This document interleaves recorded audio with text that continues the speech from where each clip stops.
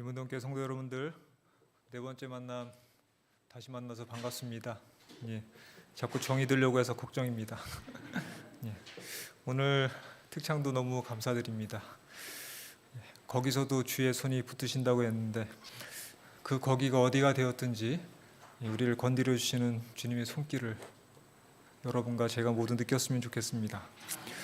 예, 또 유튜브로 함께 이 예배에 참여하는 여러분이 있는 그곳에도 주님께서 손길로 어루만져 주시기를 간절히 바랍니다.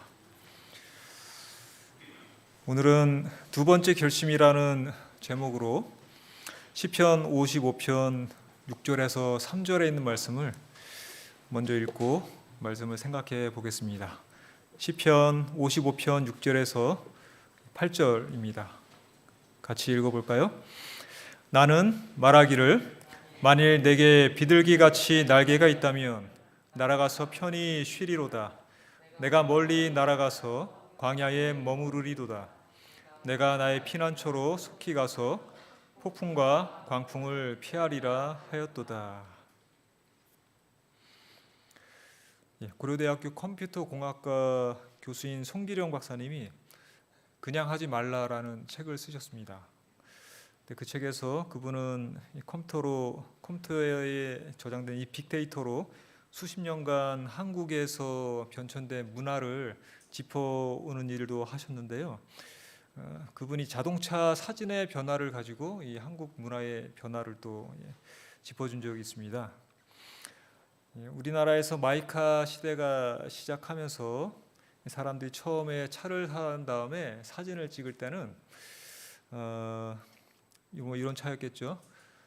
앞에다 상을 차려놓고 고사를 지내는 사진이 많이 있었다고 합니다. 왜 그랬을까요? 그 당시 이 포니 자동차 한 대가 보통 이 집값보다 더 비쌀 경우가 많았거든요. 그런데 또 도로 사정은 좋지 않았습니다. 그러니 비싼 차를 가지고 험악한 길을 다니려고 하니까 제일 중요한 게 무엇입니까? 안전이죠. 고사를 많이 들였습니다.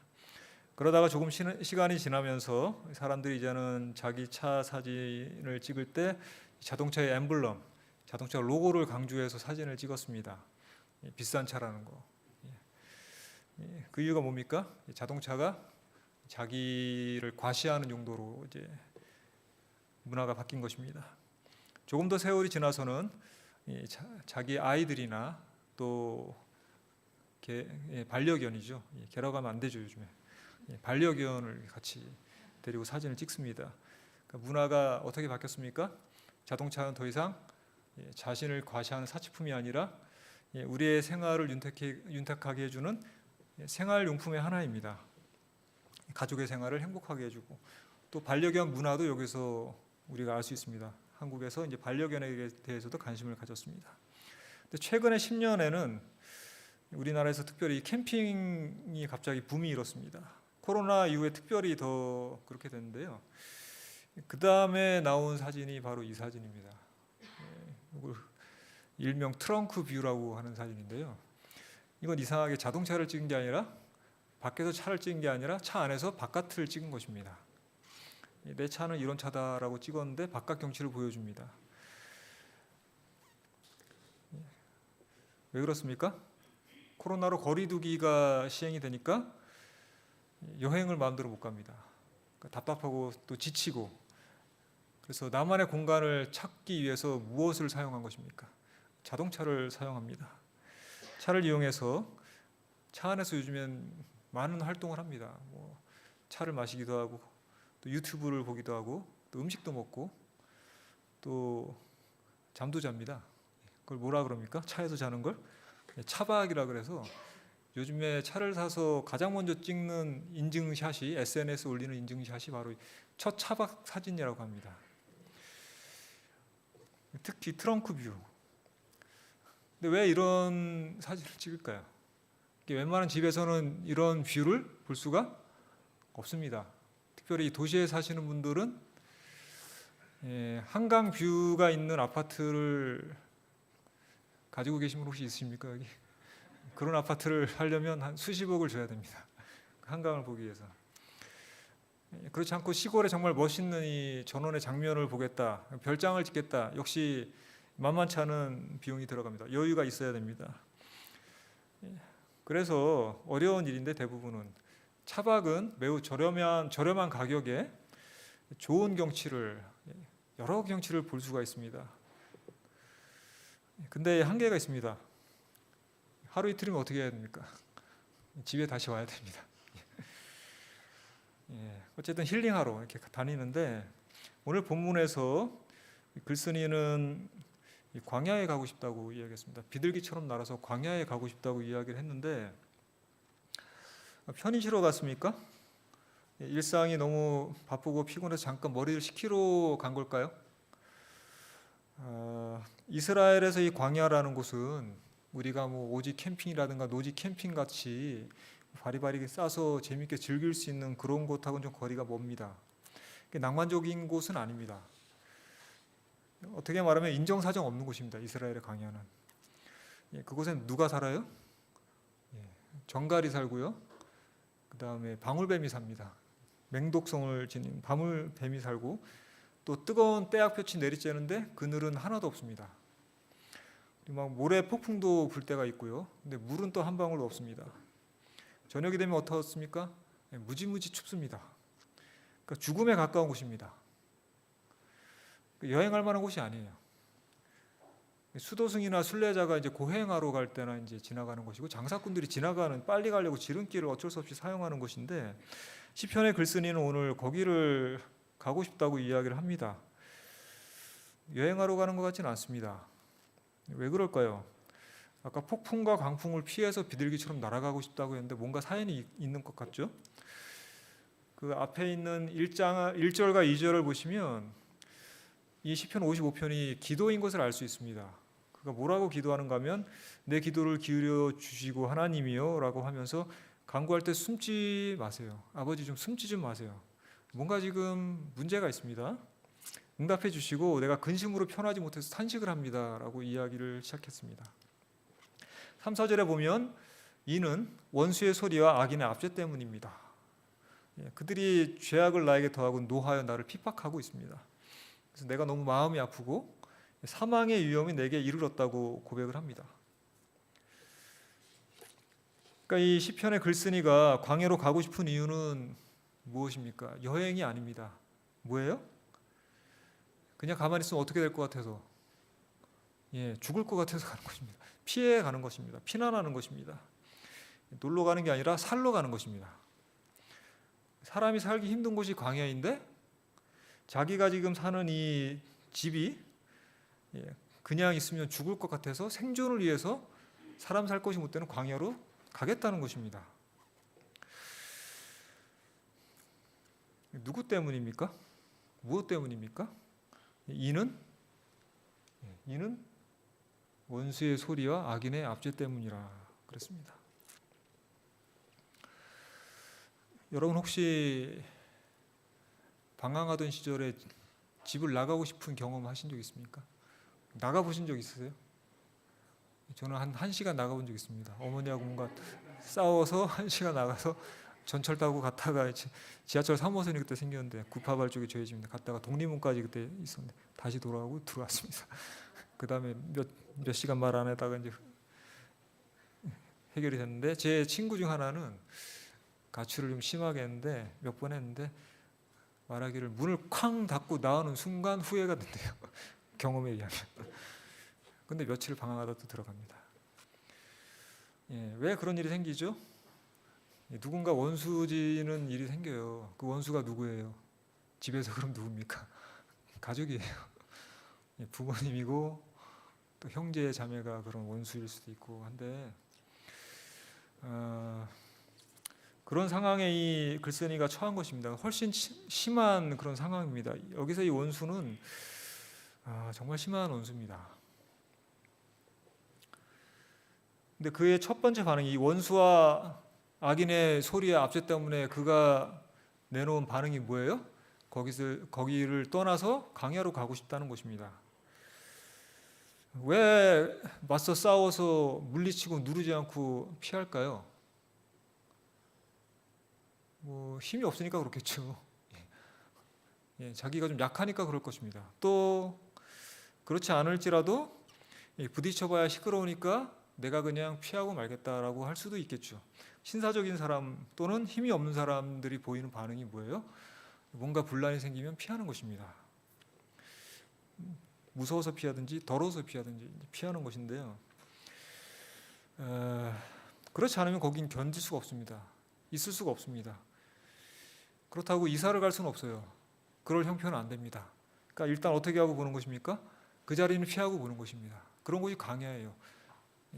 딱히 가서 살만한 곳이 아니지만 여기보다는 낫겠다고 싶은 그런 상황인 것입니다. 절박하죠. 근데 그렇게 해서 피했어요. 그럼 그 피한 사람이 행복할까요? 아, 좋은 데 왔다, 힐링하고 가자 그럴까요? 그의 마음이 어떨까요? 속으로 어떻겠어요? 감사하겠어요?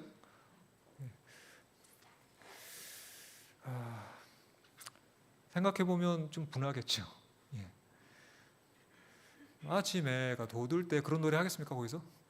분할 것입니다. 내가 무엇 때문에 여기 와 있지? 그렇게 생각하겠죠. 내가 지금 누구 때문에 여기로 와 있을까 생각이 드는데, 생각해보니까 내가 이곳까지 길을 나선 이유는 뭐 백패킹을 한 것도 아니고 오직 캠핑을 하려고 온 것도 아니고 내가 잘못해서 온 것도 아니에요. 잘못도 하지 않았는데 내가 도망치듯이 여기 온 이유는 무엇입니까? 내 삶의 터전을 내가 떠나야 하는 이유는 나 때문이 아니라 그들 때문입니다. 좀 더 심하게 말하면 그놈들 때문이에요. 그 녀석들 때문입니다. 왜 내가 이 고통을 내 엄한 사람이 뒤집어 써야 하나, 멀쩡한 사람이라는 생각이 들 것입니다. 못된 사람들이 있기 때문입니다. 그런 가운데 이 시편의 글쓴이가 무슨 기도를 하나님께 드리는가 하면 9절에 보면 내가 성내에서 광포와 분쟁을 보았으니 주여 그들을 멸하소서 그들의 혀를 잘라버리소서. 지금 이 사람이 뭐하고 있어요? 하나님께? 기도를 드리고 있는데 혀를 어떻게 해달래요? 나를 여기까지 어쩔 수 없어 오게 한 그 인간들의 혀를 잘라달래요. 시편에 이런 이거 보셨죠 여러분? 아멘 하셨습니까? 할 수도 있겠죠. 기도입니다. 시편 55편은 기본적으로. 근데 기도를 들어달라고 시작하면서 하는 기도가 이렇게 막 튀어나옵니다. 섬뜩하지 않습니까? 너무 무섭습니다. 근데 얼마나 힘들었으면 이런 말을 할까를 생각해 보세요, 여러분. 시편에서 묘사된 악인들이 많이 나오는데 시편에 그 악인들이 행하는 악이 주로 무엇으로 행하는 악인가면 입으로 행하는 악입니다. 입으로. 뭐 폭력을 행하지 않아요. 입으로 사람을 악행을 합니다. 오늘 읽은 아까 3절에서도 원수의 소리 때문에 내가 지금 피가 났어요. 원수가 말하는 것이 나를 너무 아프게 했습니다. 한글 킹제임스에서는 기만과 관계가 11절에서 압박과 속임수가 그 동네에서 떠나지 않습니다. 압박과 속임수는 기만과 관계입니다. 거짓말이고 교활한 말로 우리를 공격하고 괴롭히는 것입니다.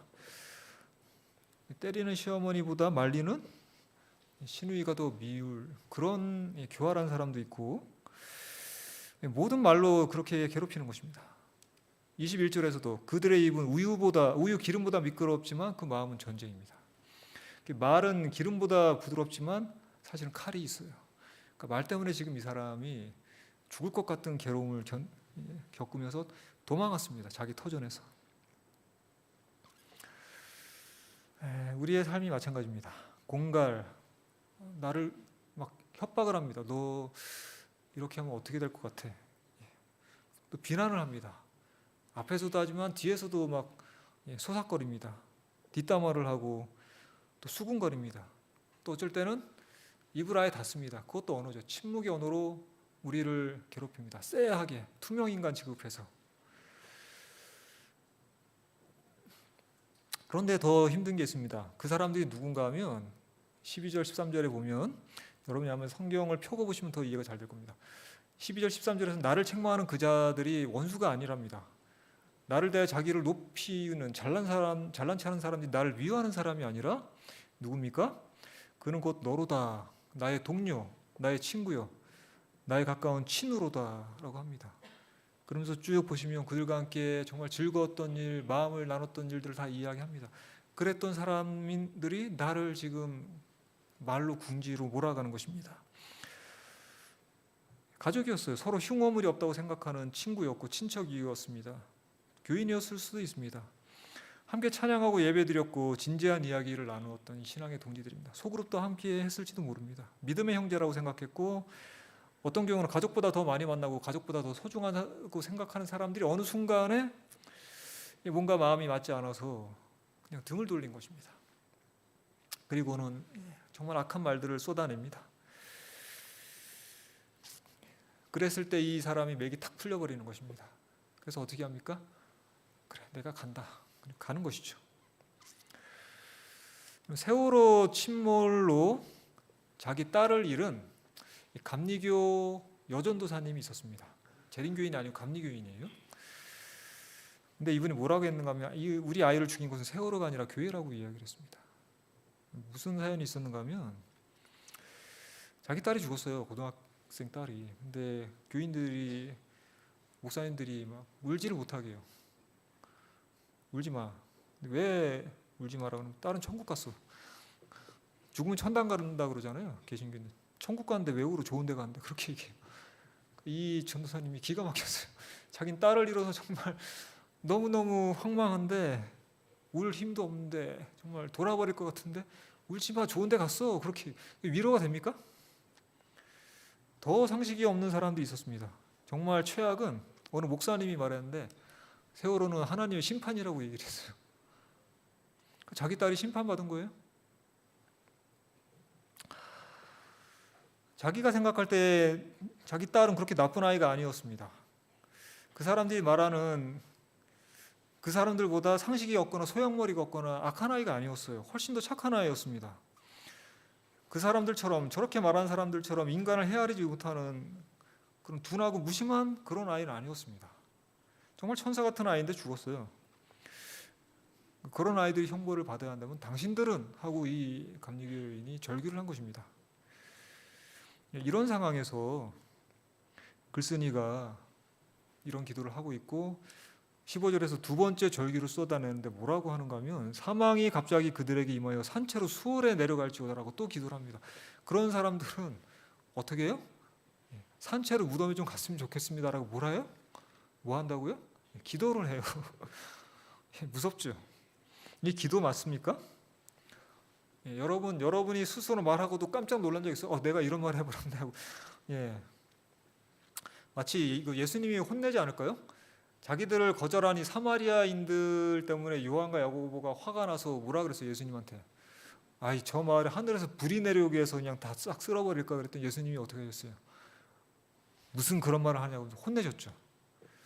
이런 기도 아닙니까?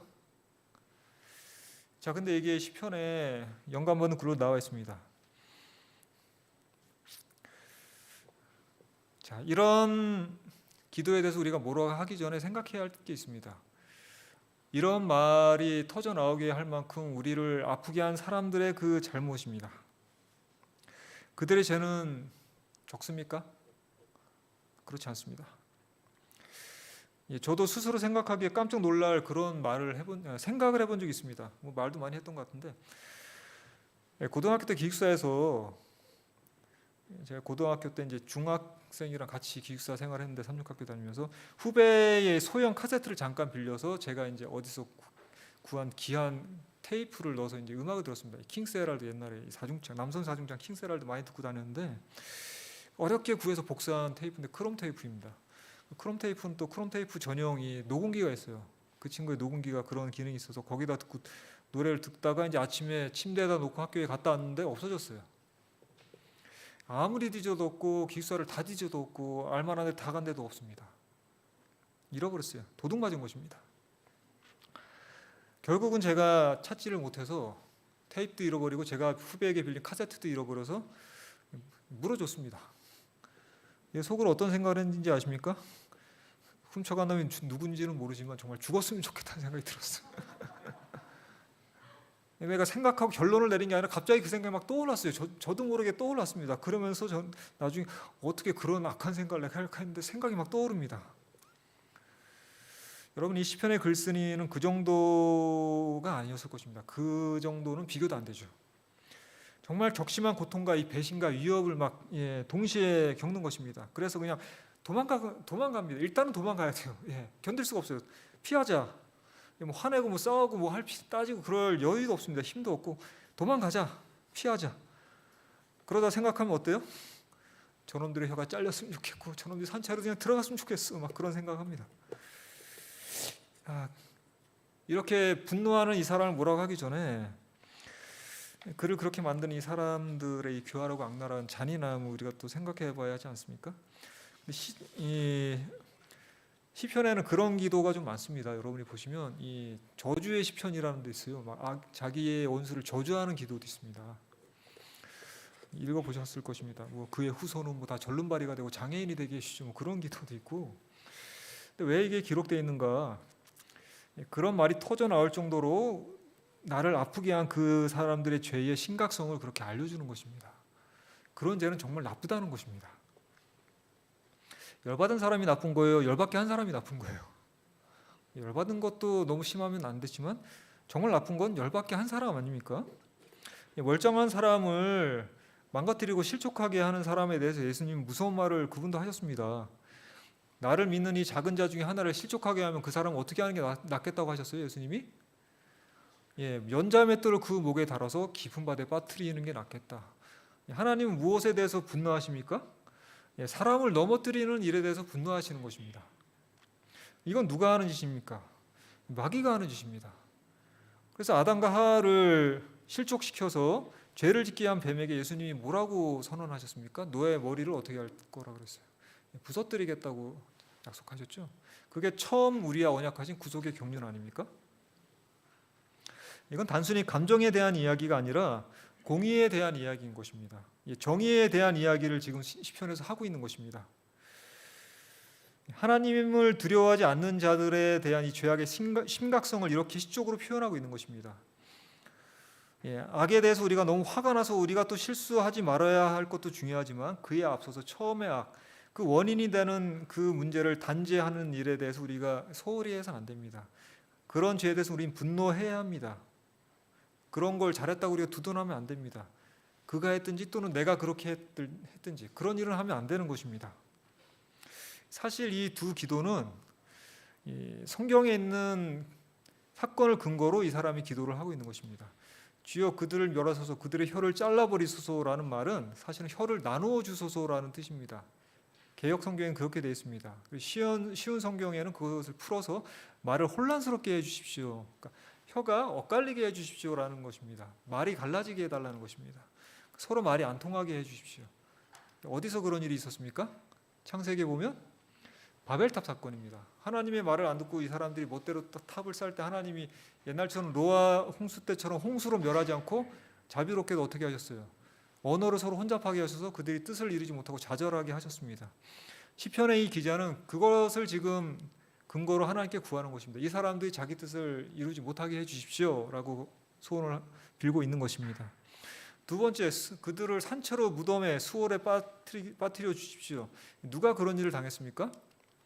고라와 다단과 아비람이 모세와 아론에 대해서 하나님이 정해주신 이 리더십에 대해서 대항했을 때 하나님께서 직절 심판을 내리셨습니다.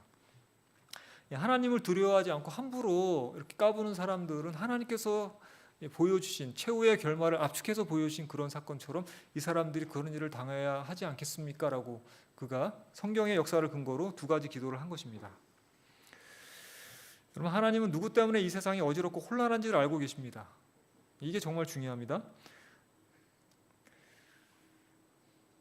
우리도 거기서 자유로울 수 있을까요? 우리도 조심해야 됩니다. 다 한 가지로 사람들이 악에 치우쳤기 때문에 조심해야 합니다. 이 세상의 싸움이 무슨 싸움이에요? 무슨 싸움입니까? 말싸움이에요. 세상이 무엇으로 지어졌어요? 말씀으로 지어졌고 인간이 왜 타락하고 죄를 지었어요? 말에 홀려서 그렇게 됐습니다.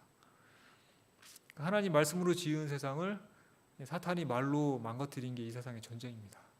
우리가 말을 어떻게 해야 하는지 참 중요합니다.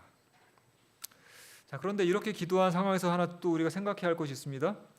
기도자가 이렇게 부르짖는데 당장 그런 일이 일어나요, 안 일어나요? 자기를 괴롭히는 원수가 뭐 혀가 갈라집니까? 땅이 꺼져서 이 사람들이 무덤에 산채로 묻혔습니까? 그런 일이 일어났습니까? 안 일어났습니까? 일어나지 않았어요. 근데 이 사람이 기도할 때 그런 일이 진짜 일어났으면 하고 기도한 것 같지는 않아요. 그래서 그런 일이 일어나지 않았는데 원망하지 않습니다, 하나님을. 그럼 뭘 하는가? 그 대신 이 사람은 뭘 하는가 하면 결심을 다시 합니다. 나는 하나님께 부르짖으리니 여호와께서 나를 구원하시리로다. 처음에는 비둘기처럼 광야로 날아가겠다라고 결심했는데 지금은 뭐라고 결심합니까? 하나님께 부르짖겠다라고 결심합니다. 이 시편 55편을 약간 도식으로 나눠보면 결심이 두 개가 있고 기도가 두 개가 있습니다. 그 배경에는 악인들이 있습니다. 악인들 때문에 일이 시작됐고요. 처음 결심은 비둘기처럼 광야로 날아가고 싶다, 피하고 싶다입니다. 그러면서 첫 번째 기도를 하는데 그들을 멸하시고 혀를 자르소서. 두 번째 기도는 그들을 산채로 수월에 내려가게 하소서입니다. 그런 다음에 그가 다시 결심을 합니다. 결심이 어떻게 바뀌었는가 하면 나는 하나님께 부르짖겠다입니다. 광야로 날아가고 싶다 해서 나는 하나님께 부르짖겠다라고 기도한 다음에 결심이 바뀌었습니다. 근데 그 배경은 바뀌었습니까? 그대로입니다. 악인들은 그대로 있어요. 혀도 안 잘라지고 죽지도 않고 잘 살아서 그냥 그대로 있습니다. 그렇다고 회개도 안 했어요, 이 사람들은. 배경은 전혀 바뀐 게 없어요. 겉으로는 전혀 바뀐 게 없습니다. 그럼 무엇이 바뀌었습니까? 악인은 공경에 처하지도 않고 멸망당하지도 않고 죄악을 버리지도 않고 심판은 실행되지 않았는데 무엇이 바뀌었습니까? 기도자의 결심이 바뀐 것입니다. 도피 심리에서 하나님을 붙잡고 늘어지겠다는 이 뭔가 이 끈기로 오기로 바뀌었습니다. 겉으로 보면 바뀐 것은 아무것도 없는데 근데 다 바뀌었어요. 뭐가 바뀌었어요? 그는 아까는 죽을 것 같았어요. 그래서 피하고 싶었어요. 근데 지금 뭐라 그래요? 나는 하나님께 부르짖으리니 여호와께서 나를 구원하시리로다. 나는 이제 뭐야? 죽은 게 아니라 나는 이제 살았다. 그렇게 얘기합니다. 마음에 있는 거 하나님께 막 쏟아낸 다음에 나 이제 살았다 그래요. 이 기도는 참 좋은 것 같아요. 두려움과 걱정과 고민에 따라서 그가 기도한 다음에 어떻게 됐습니까? 현실이 그대로인데 하나님을 더 굳게 믿기로 결심했고 나는 이제 살았다고 생각을 합니다. 모든 것이 다 달라졌습니다. 아무것도 달라진 게 없지만 다시 보게 된 것입니다. 세상의 문제들이 작아졌고 하나님은 커졌습니다. 하나님께 가까워질수록 그런 변화가 생기는 것입니다. 확신이 생깁니다. 여호와께서 나를 구원하시리로다. 누가 나를 구원하신다고요? 여호와께서. 아까 처음에는 하나님하고 기도를 시작했습니다. 근데 지금은 명칭이 바뀌었어요. 뭘로? 여호와께서. 이 여호와는 무슨 뜻이 있습니까? 스스로 계시는 분이라는 것이죠. 나는 곧 내가 곧 나인 자존자입니다. 그러니까 죽을 것 같고 없어질 것 같던 이 사망의 두려움에서 그가 하나님을 찾았더니 기도했더니 다시 하나님을 더 생생하게 실감하는데 분별력이 딱 생기니까 그분이 누구라는 게 생각이 나요? 여호와 하나님이에요. 살아계신 하나님입니다. 스스로 계신 하나님. 그러니까 뭔가 이제 모든 걸 제대로 분간하고 평가하는 것입니다. 하나님은 숨는 분이 아니지. 처음에 그가 숨지 말라고 기도했어요. 하나님은 숨은 적 없어요. 보이지 않았을 뿐입니다. 근데 이제 그가 기도하고 나서 보이기 시작합니다. 기도 안 듣는 분이 아니에요. 다 듣고 계셨어요. 다 듣고 뭘 기다리셨어요? 네가 좀 내 말을 들어라. 네가 좀 나를 봐라. 기다리신 것입니다. 있으나 마나한 분이 아니라 정말 계시고 반드시 계셔야 하는 분인 것을 깨달으면서 그가 무엇을 알았을까요? 내가 처음에 하나님을 은근히 업신여겼구나. 별것 아닌 존재로 생각했구나. 그러다 이제 깜짝 놀라서 막 기도하다 보니까 하나님 자꾸 느껴지니까 갑자기 난 구원받았네 생각이 된 것입니다. 그리고는 어떻게 하기로 결심합니까? 들러붙기로 작정을 한 것입니다. 10절에서 그들이 악인들에서 불평할 때 뭐라 했냐면 그들이 더 세게 말하면 그놈들이 주야로 내 성벽을 두른다. 아침 저녁으로 나를 괴롭히려고 애를 쓰고 있습니다. 근데 그가 17절에서 여기 10절이 아니라 17절입니다. 어떻게 결심을 하는가 하면 기도하고 나서 저녁과 아침과 정오에 내가 근심하며 탄식하리니 여호와께서 내 소리를 들을 것입니다. 너희가 아침 저녁으로 나를 괴롭히면 나는 어떻게 할 거다? 난 저녁과 아침과 정오에도 나는 하나님을 찾겠다. 하나님 붙들고 늘어지겠다. 하나님 내 소리 들을 거다라고 지금 선언하고 있습니다. 그랬더니 마음이 어떻습니까? 마음이 평안해집니다. 나를 대적하는 자가 많긴 했지만 그는 내 생명을 구하는 분이고 나는 평안해집니다. 너희들이 나를 압제해봤자, 나를 밟아봤자 하나님이 너희들을 낮춰주실 것이다 라고 선언하는 것입니다. 그래서 정말 죽을 것 같으면 죽겠네 죽겠네 하지 말고 뭐라고 하라 그래요? 죽게 있네, 그죠? 죽겠네 하지 말고 죽게 있네 하고 찬미를 하라 그러죠. 찬미는 참 좋은 거예요. 기도에 곡을 붙이면 훨씬 더 이 감정이입이 잘 됩니다. 하나님을 우리가 생명이 죽게 있네, 정말 죽고 싶을 때 죽겠네 하지 말고 생명이 죽게 있습니다라고 우리가 기도하면서 노래했으면 좋겠습니다. 55편 2절에 보면 결론적인 말이 나오는데 내 짐을 여호와께 맡기라 그가 너를 붙드시고 의인의 요동함을 영원히 허락하지 아니하시리로라. 정말 감동적이죠. 근데 이 주석자들이 이 원어를 잘 아는 분들은 뭐라고 하냐면 이게 주인공이 고백한 게 아니라 악인들이 한 말이에요. 그럼 어떤 말일까요? 빈정거리는 말입니다. 궁지에 몰린 의인에게 너 하나님 믿지? 하나님 찾아. 하나님이 밥도 주시고 다 주시잖아. 그렇게 비꼬는 말입니다. 너는 뭐 절대 문제 없을 거야. 막 그렇게 돌려서 시체만 돌려까는 말입니다. 예를 들면 22편 7절 8절에 보면 나를 보는 자가 다 나를 비웃어서 입술을 삐죽거리고 머리를 흔들면서 말합니다. 그가 여호와께 의탁하니 구원하실 걸, 그가 기뻐하시니 건지실 걸 하나이다. 똑같은 어조로 지금 이 말을 하고 있다고 주석가들은 해석합니다. 문법을 아는 분들은 같은 말입니다. 그럼 우리는 어떻게 합니까? 하나님에 대한 확신이 생기면 이런 말을 들을 때 어떤 마음이 생길까요? 주눅들지 않습니다. 어떻게 됩니까? 조롱도 하나님의 음성으로 알아듣는 이 통찰력이 생겨요. 네가 정말 나를 빈정거리지만 그 말은 맞는 말이야. 그래 맞아. 너 맞는 말 했어. 나 그렇게 살 거야. 오기가 생기는 것입니다. 믿음의 강단이 생깁니다. 그래 당연해. 나 그렇게 살아. 걱정하지 마 라고 대들 수 있는 믿음이 우리에게 있으면 좋겠습니다. 그래 정말 내 짐을 여호와께 맡기겠다. 그가 나를 붙드신다. 의인의 요동을 영원히 허락지 아니하신다. 그래 아멘 하고 우리가 그에게 응수해야 할 것입니다. 시편의 주인공이 그렇게 결심한 것입니다. 무슨 기도한 다음에요? 저놈들의 혀를 잘라버리고 산채로 무덤에 빠지게 하소서 막 기도하다 보니까 점점 하나님의 세계에 들어가면서 그분을 알게 돼서 이렇게 기도를 하게 된다는 것입니다. 오늘 우리가 또 그런 기도를 시도하고 시작하는 저녁이 되었으면 좋겠습니다. 기도는 무엇보다 무엇을 변화시킬까요? 기도하면 무엇이 변화됩니까? 기도하는 사람이 변화됩니다. 그런 사람에겐 더 이상 하나님이 숨은 하나님이 아니고 똑같은 환경이지만 이전과는 다른 모습으로 자기를 바꿔주시는 하나님이고 그래서 정말 대단한 하나님이고 활동하시고 살아계시는 여호와 하나님입니다. 피하게 하는 게 아니라 견디고 맞서고 이겨내고 돌파하게 하시는 하나님이십니다. 당장의 결과는 없지만 그래도 믿기 때문에 이미 받은 구원을 확신하며 저벅저벅 걸어가게 하시는 하나님입니다. 오늘 우리가 이 발걸음에 동참할 수 있기를 바라면서 말씀 마치겠습니다.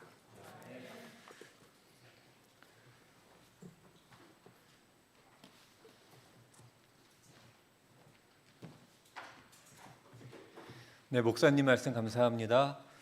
말씀을 기억하시면서 개인 기도를 하도록 하겠습니다. 피아노 반주가 맞춰질 때까지 3분간 개인 기도하시겠습니다.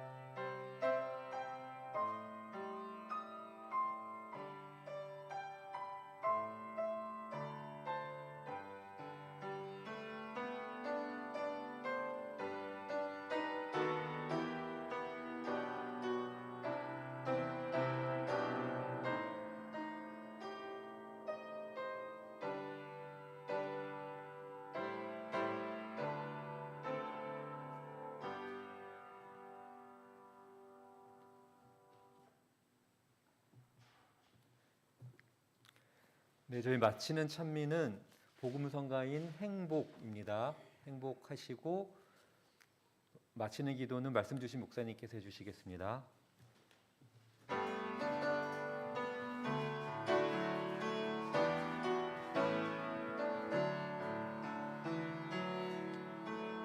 화려하지 않아도 정결하게 사는 삶, 가진 것이 적어도 감사하며 사는 삶, 내게 주신 작은 힘 나눠주며 사는 삶, 이것이 나의 삶의 행복이라오.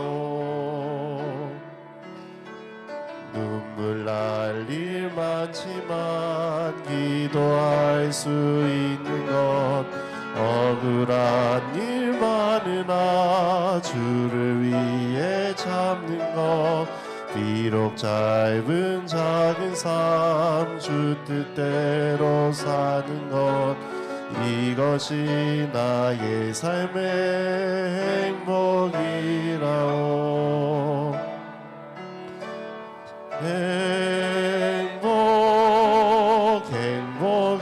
행복이라오. 세상은 알 수 없는 하나님 선물, 이것이 행복이라오. 하나님의 자녀로 살아가는 것, 이것이 행복이라오. 이것이 행복이라오. 세상은 알 수 없는 하나님 선물, 이것이 행복이라오. 하나님의 자녀로 살아가는 것, 이것이 행복이라오.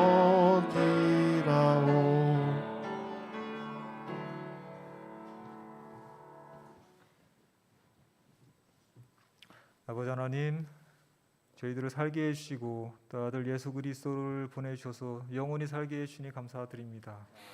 이 땅에서 보이는, 눈앞에 보이는 이 작은 것들에 우리가 압도되어서 절망하지 않게 해주시고 하나님의 이름을 부르며 하나님을 보게 해 주시옵소서. 우리의 마음이 저 광야로 날아 도망가고 싶을 때라도 그곳에도, 거기에도 계신 하나님을 저희들이 깨닫게 해주시고 다시 힘을 얻고 악인들의 입술의 공격에 대하여 믿음으로 응수하면서 저벅저벅 걸어갈 수 있게 주시옵소서. 행복이 목표는 아니지만 하나님을 찾기에 행복이 선물로 다가오는 그런 삶을 살게 해 주시고 오늘도 그렇게 무릎 꿇게 해 주시기 바라며 예수님 이름으로 기도합니다.